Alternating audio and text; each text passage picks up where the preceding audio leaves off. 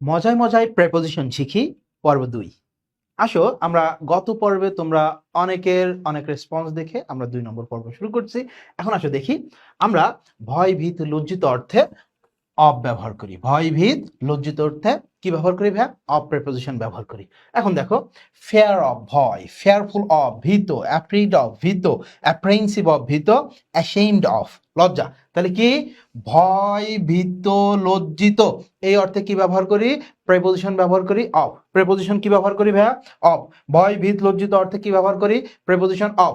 আসো আমরা কিছু কোশ্চেন দেখি যেগুলো বিগত সালে আসছিল এবং পরীক্ষার হলে গিয়ে তুমি এই কোশ্চেনটাই পাবা। পরীক্ষার হলে গিয়ে এখান থেকে যদি কোশ্চেন হয় সেম এই কোশ্চেনে তুমি অপশন সহ পাবা। এখন আসো, my daughter gets afraid dash the cockroach. Okay, তাহলে এই যে আমরা দেখলাম ভয় ভীত, তাই না? ভয় ভীত লজ্জিত, তাহলে অ্যাফ্রেড, অ্যাফ্রেড মানে কি ভাই? ভয়। তাহলে অ্যাফ্রেডের সাথে কি রে? অ্যাফ্রেড অফ, অ্যাফ্রেড অফ, তাই না? এখন আসো দ্য নেক্সট ওয়ান আমরা যদি দেখি, I am never apprehensive dash my success. হ্যাঁ, বলছে আমার সাকসেস টাকসেস নিয়ে এত ভয় ভীতি নেই, যা হয় হবে, যা হবে দেখা যাবে, আল্লাহ ভরসা। ওকে, তাহলে এই যে অ্যাপ্রেহেন্সিভ, অ্যাপ্রেহেন্সিভের সাথে যখন তুমি অফ প্রেপোজিশন বসাবা এটা তোমাকে কি ভীত সন্ত্রস্ত কিছু বোঝায়। সো আমরা জানি ভয় ভীত এবং লজ্জিত এগুলা যদি বোঝাই তাহলে কি ব্যবহার করব? অফ প্রেপোজিশন ব্যবহার করব। ওকে, আসো দ্য নেক্সট ওয়ান দেখি আমরা। I am fearful dash enemies, I am fearful dash enemies. তাহলে ফেয়ারফুল মানে কি? ভীত।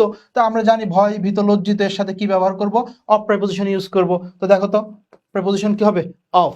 খুবই সহজ এগুলা, শুধু জাস্ট আমাদের সাথে থেকে তোমাকে নিয়মিত থাকতে হবে, আমাদের সাথে তোমাদের জাস্ট নিয়মিত থাকতে হবে। এখন আসো the next question is which one is correct? কোনটা কারেক্ট আমাদের দেখি। অনেক বড় বড় সেন্টেন্স আছে। হোয়াট ইউ আর, দেখো ভালো করে বুঝো। যখন আমি দেখতেছি যে এখানে অ্যাফ্রেইড আছে, শব্দটি কি? অ্যাফ্রেইড আছে। ওকে, তো ভাইয়া ডি নাম্বার আগে কেটে দেন, কারণ কি ভয় ভীত লজ্জিতর সাথে কি ভাইয়া অফ প্রেপোজিশন বসে, তো আগেই বাদ। এখন দেখো এই সেন্টেন্সগুলা, এই সেন্টেন্সগুলো কোন ধরনের সেন্টেন্স? বা এই সেন্টেন্সগুলো ইন্টারোগেটিভ সেন্টেন্স। ওকে, তাহলে ইন্টারোগেটিভ সেন্টেন্সের লাস্টে কোশ্চেন মার্ক থাকার দরকার। বি নম্বর ভাই আউট, আগে আউট। এখন আসো ইন্টারোগেটিভ সেন্টেন্স অর্থ কি? ইন্টারোগেটিভ সেন্টেন্স আমরা কিভাবে বুঝবো? সেটা হচ্ছে ভাইয়া সাবজেক্টের পূর্বে অবশ্যই কি থাকতে হবে? একটা অক্সিলারি ভার্ব থাকতে হবে। সো এ নাম্বারও বাদ। তাহলে what are you afraid of, ভীত বোঝাতে কি অ্যাফ্রেইডের সাথে কি বসাবো? অফ বসাবো, কারণ আমরা জানি কোনো কিছু ভীত, ভয় ভীত এবং লজ্জিত বুঝাইলে প্রেপোজিশন হয় অফ। ওকে, এখন দেখো who informed dash the police the matter. Okay, বলছে পুলিশকে বিষয়টি কে জানাইছে?